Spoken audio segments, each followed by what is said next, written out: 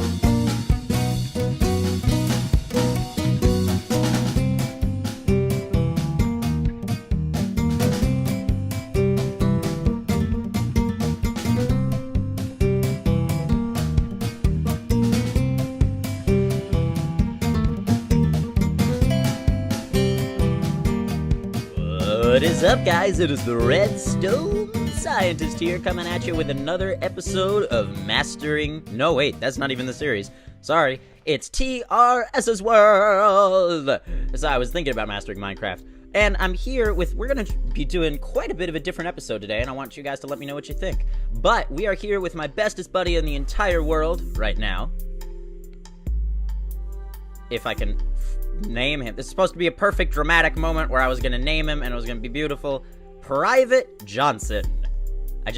I don't know. I felt like that was the right name for our horse. Private Johnson. Alright, Private Johnson, you stay there. So before we start with the whole different thing about this episode, I am recording in 60 FPS, and I'm recording with my new screen capture software, and it's super amazeballs. Slipgatorism. So, let me go sleep. You might notice that, you don't recognize any of this stuff, do ya? We're gonna try something a little bit different today. The reason why this episode is called Docm Style is because I was getting a little bit inspired, I'll admit it, getting a little bit inspired from Docm77's World Tour, Minecraft World Tour series, in the fact that he gets to leisurely, whenever he wants, work on his world and add stuff, and then he takes all the viewers through it. And sometimes he does stuff on camera, sometimes he doesn't. So for today, I did a lot of stuff on off camera, which I loved being able to do it at my own pace. Let me turn the friendly creatures down. I loved being able to do it at my own pace. It was really awesome. And I could just go mining whenever I wanted. I didn't have to be bogged down by whatever project I was doing. And it was really great. So I'm going to show you guys what I did today. Since I last saw you, I'm going to show you guys, today, I am going to show you what I did. And you guys let me know if you like this kind of episode. And, you know, in the future, if we continue this, we would also be doing some stuff on camera and some stuff in the episode, stuff like that. But majorly stuff done off camera. So let's start with this. I felt like I needed something a little bit more permanent. So first of all, hold on, everything needs to be turned down. I started out, remember the landscape was a mess, so I cleaned it up a little, except there have been a lot of creeper explosions, and I built this little house, because I felt like we needed something a little bit more permanent. Now, I'm gonna be honest with you, I'm not crazy about it. I'm not. I was thinking, I don't want to just build a big box, but I wasn't feeling particularly inspired that day, but I was like, man, I really need someplace to live. So I just started throwing some blocks, we'll get to this in a minute. I just started throwing some blocks together, got a pattern going, and then it kind of took off from there. The pattern ended up being really difficult to follow. Even though it doesn't look that complicated, it ended up being super hard to make. But it almost works, I think, all the way around. It's a slabbed roof, so nothing can spawn, except stuff can spawn on top of these logs. But anyway, I don't know about this color combination. I highly doubt this house is going to be permanent, so there's not a lot of point in trying to fix it. But if we go inside here, super simple house, added some light fixtures, just sort of playing around with stuff. You know, I didn't put a whole lot of thought into it, so we got some glowstone under here on this carpet. I organized some of my stuff, so most of them are named by what should be in there. I've done a lot of mining, and yet I don't have a lot to show for it. We got a lot of redstone, though. I have been using up so much. Well, now it's coal, but I've used over 2 double chests full of charcoal, and I've used a lot of coal. But now, if we go... Well, first of all, let's go over here. And outside, we've got a little garden here. Very nice garden, where I grow carrots and other gardenish things, and wheat. If we go downstairs, we got... See, don't you just love this grass color? Like I said, this is not permanent, so I didn't try and make it look super fancy or anything. Got some anvils. This is really just a ghetto setup. To be perfectly honest, this is the very first time I have ever done brewing in Minecraft outside of an adventure map. This is the first time in a survival Let's Play world, that I have ever brewed a potion. I've never found a use for it, but now I'm totally into potions, and it's super awesome, epic, amazing. And I love brewing, and I really want to get into it more, and I'm going to start designing my own brewing stations and everything. I got enough bookshelves, finally, to do some real enchanting. I don't have an XP farm yet, which is something I hope to get done in today's episode. Got a whole bunch of furnaces, because, for the next part. But here, you just, this is a design for a very, super compact charcoal factory designed by Mumbo Jumbo, back when his intro was super old. You can find a link to that video down in the description. You put wood in here, it gets smelted into charcoal, the charcoal goes in here, and whenever the furnace is empty, it will pull charcoal from this chest so that it's self-refilling. So that's super cool. Now here, this is the basin floor supply room, because the first part of the basin is getting the floor done. Now, even though the floor is a circle, it's going to be a lot easier to build when it's a square, so that we have extra room to work with. So we're building the whole square for the floor.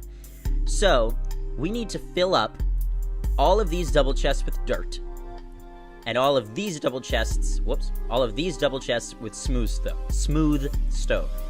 And that's a lot of work, especially when I have Silk Touch, but one Silk Touch pick is not enough to get this done. And then I just did a calculation like 5 minutes ago. I'm going to need around 370.25, which is 370 stacks plus 16, of smooth stone for the basin walls, at least. I'm probably going to need way more than that, because there are probably going to be little pockets I want to fill in.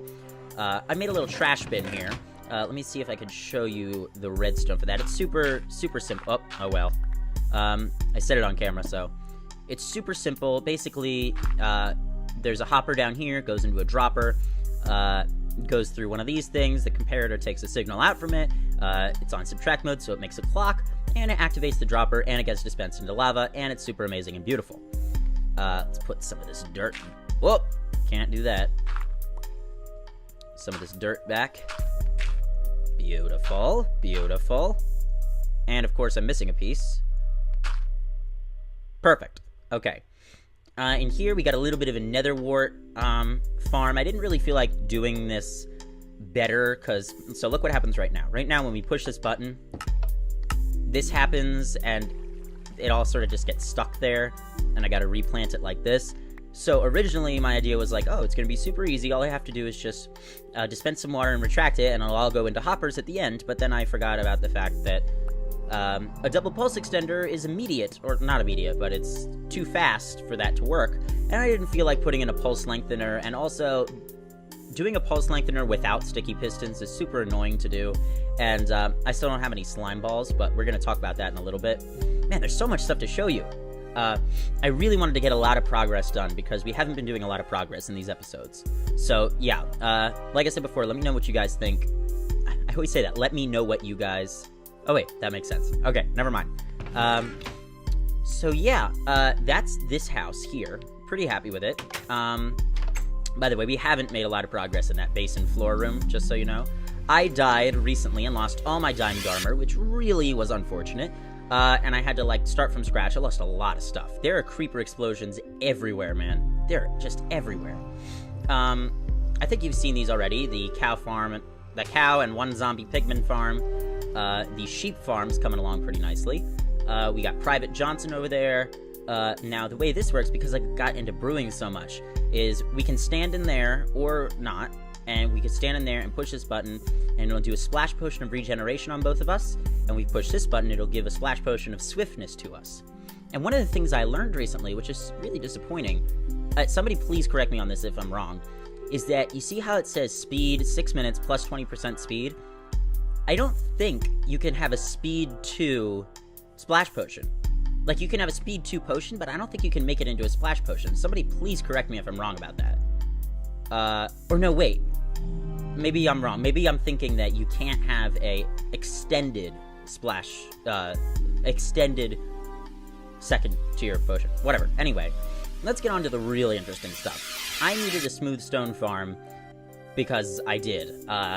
This is like the one time ever in Minecraft you need a smooth stone farm. And I did not expect it to end up being so complicated, because I was thinking, oh, it'll be really easy, all I gotta do is just do the piston and the pushing, and then I kept adding features as we went along, and I found that I needed more and more features, and then I ran out of silk touch, and it was a whole mess. So basically, under here is lava, and there's a piston, and there's water underneath this block, yeah. And so the lava falling on the water creates smooth stone. Now, I was going to do a block update detector, but that didn't really work out. But basically, under here, it ended up being the way to make it the absolute fastest is I needed a falling edge detector. I could have just had it like going in a clock, but for some reason, I don't know why, I need a falling edge detector to get the best efficiency out of this thing, because there's a piston down there that pushes the smooth stone out in that direction, and I didn't really have enough pistons to make a whole block wall thing. But anyway, it goes around this clock, and this is a falling edge detector. So basically, if you don't know the redstone lingo, a falling edge detector sends off a pulse when the redstone signal turns off. So, basically, these two repeaters activate at the same time, which means that this one gets locked in the off position, and this redstone dust is on. Then, when they both turn off at the same time, which means that as this gets unlocked, this on redstone dust is allowed to go through for a brief moment until it, until it goes away. I didn't explain that very well. So, like I said, I didn't make this compact or anything because it was like one feature after another that I needed and wasn't expecting. So, I basically did some testing and timing, because, long story short, I figured out that I was going to need to stand here and have iron picks, so I used them all up, automatically dispensed out to me so I could AFK here. I could AFK here overnight, and just mine out this smooth stone.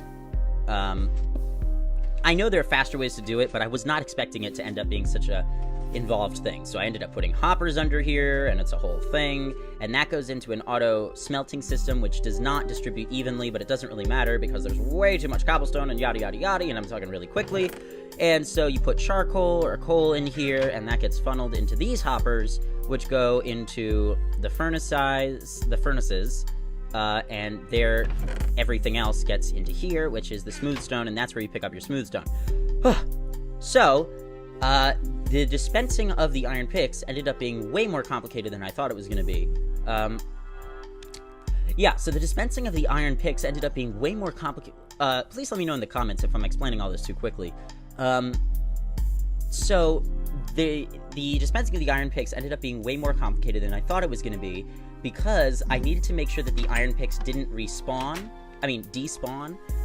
So I needed to make sure, because you have to have a full inventory so that the iron pick goes into the proper slot that you've selected.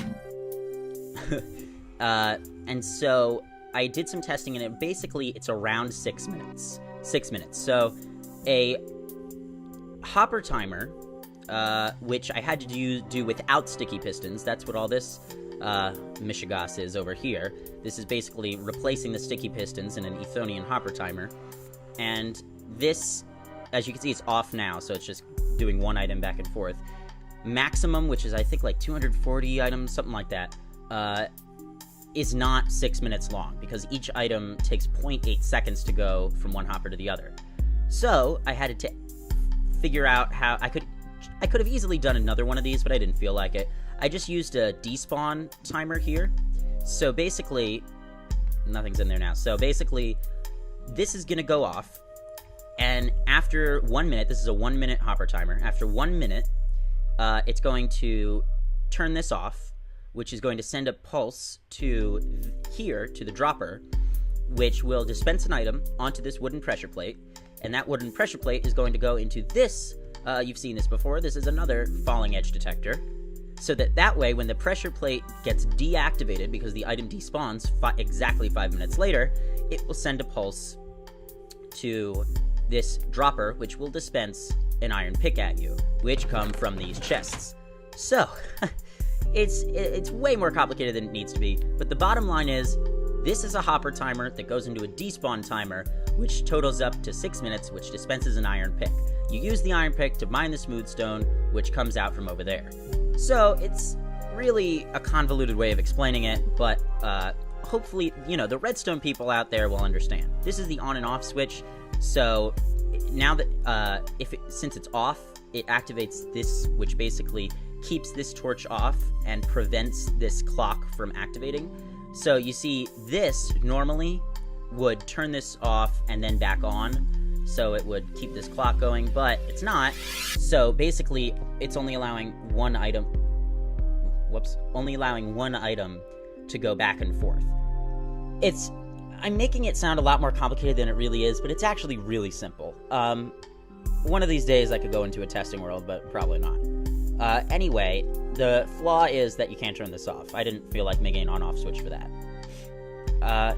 Did I leave this on? Yeah, okay. So, the next super exciting thing that I did is... I outlined the basin floor. The square part, anyway, not the main circle.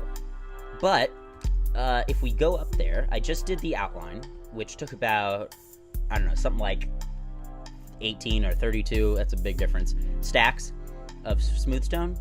But here it is, it's a 200 by 200 square.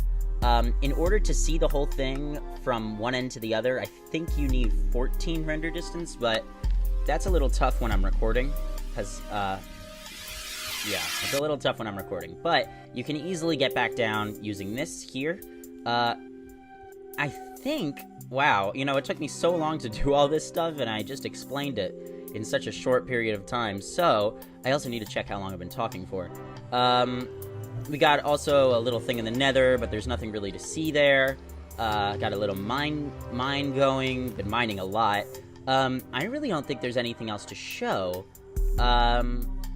So, I tell you what, the next step is to get a little bit more stone in there, so, I'm not going to do a time-lapse yet, because we're not going to be able to finish it, but I'll do a progress update, so I'll see you in a second. Oh, come on! So there was a creeper explosion, and I fixed up some of the dirt. I ended up having to put a little stone here, because I wanted to fix it up.